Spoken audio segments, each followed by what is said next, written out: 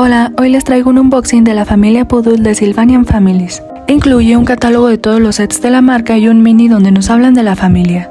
Él es Eric, es el mejor de la clase en la escuela y es bueno ayudando a sus amigos cuando no entienden algo. Me encantan los detalles que tiene su ropita. Ella es Melinda, es una niña extrovertida y hace amigos con mucha facilidad. Y le encanta hacer pasteles con su mamá Verónica. Ella tiene una pastelería en el pueblo y hace pasteles hermosos que a todos les encantan. Y por último tenemos a Frank, el papá, quien es muy bueno en los deportes. Además tiene un estilo único y siempre usa atuendos geniales. Me encanta esta familia porque es demasiado tierna y adoro cada detalle de su ropita.